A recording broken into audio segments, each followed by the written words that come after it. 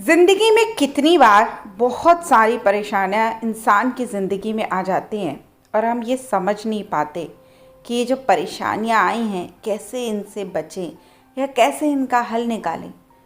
एक कहानी के माध्यम से इसको बताने का प्रयास करूंगी कि एक अस्पताल था जिसमें अचानक से एक ऐसा पेशेंट आता है, एक ऐसा मरीज़ आता है जिसकी हालत बहुत सीरियस हो रखी होती है। उसका रोड पे एक्सीडेंट हो गया होता है और लोगों ने उसको बचाकर तुरंत अस्पताल पहुंचाया होता है। जो अस्पताल का मालिक था वो वहीं से गुजर रहा था, वो भी एक डॉक्टर था।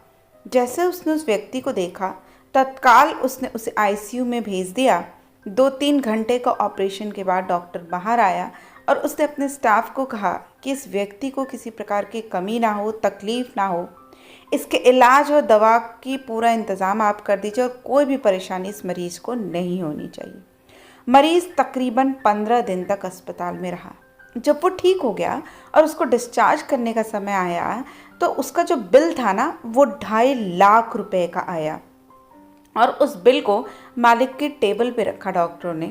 तो उस मालिक ने अपने अन्य डॉक्टरों से कहा कि आप उस व्यक्ति को मेरे पास भेज दीजिए, उस किसी भी प्रकार का पैसा लेने की ज़रूरत नहीं है। मरीज व्हील चेयर पे चैम्बर में आया।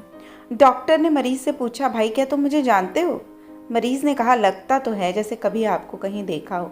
डॉक्टर ने कहा, याद करो, आज से 2 साल पहले शाम का समय था, अंधेरा होने वाला था।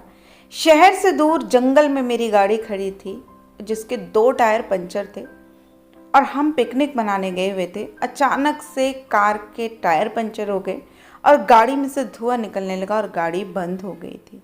हम सब डर के मारे घबरा रहे थे क्योंकि चारों ओर सुनसान जंगल था और अंधेरा हो रहा था। तब मैंने तुम्हें एक बाइक से आते देखा और मैंने तुमसे हाथ हिलाकर मदद मांगी। तुम रुक गए और तुमने वहीं रुककर हमारी गाड़ी को कुछ ही समय में सही कर दिया।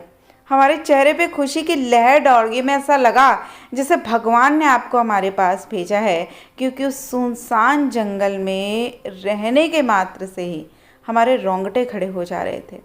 और तुमने मुझे बताया कि तुम एक गैराज चलाते हो और तुम मोटर बाइक और गाड़ियों को सही करने का काम जानते हो। और जब मैंने तुम्हें पैसे दिए तो रुपए पास होते हुए भी मेरे पास उसमें रुपए इतने थे, मैंने तुम्हें बहुत ज़्यादा रुपए देने की कोशिश की, लेकिन तुमने मुझसे बस एक बात कही कि साहब, कठिन समय में किसी की हुई मदद की मैं कोई कीमत नहीं लेता हूँ, यह अमूल्य है।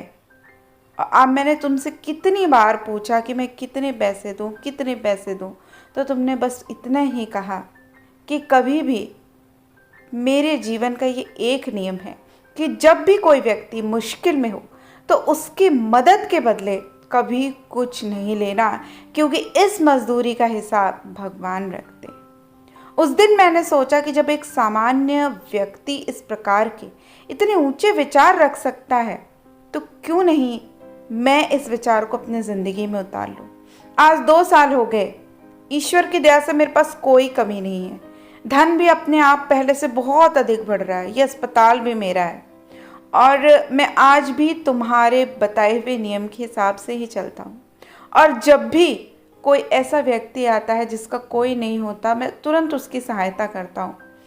और देखो, आज कितनी आश्चर्य की बात है कि जिस व्यक्ति ने मुझे ऐसी प्रेरणा दी वो व्यक्ति मेरे सामने खड़ा है।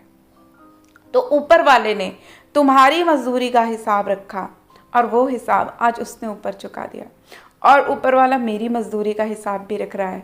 शायद कभी जिस दिन मुझे ज़रूरत होती है तो वो भी उसी तरह से उसे चुका देता है। अब डॉक्टर ने मरीज़ से कहा कि तुम घर जाओ और जब भी कोई तकलीफ़ हो तो बिना संकोच के मेरे पास आ जाना। मरीज ने जाते हुए चैम्बर में रखे भगवान की मूर्ति के सामने हाथ जोड़ा और कहा कि हे प्रभु, आज आपने मेरे कर्म का जो हिसाब है ना वो ब्याज सहित चुका दिया। तो ये कहानी हमें बताती है कि आपके द्वारा जो भी कर्म हैं आपके पास लौट कर आते हैं और वो भी ब्याज समेत आते हैं। तो कभी भी कोशिश करें, किसी को भी यदि परेशानी में देखें तो उस परेशानी में उसकी मदद करें और उस वक्त उससे कुछ न मांगें।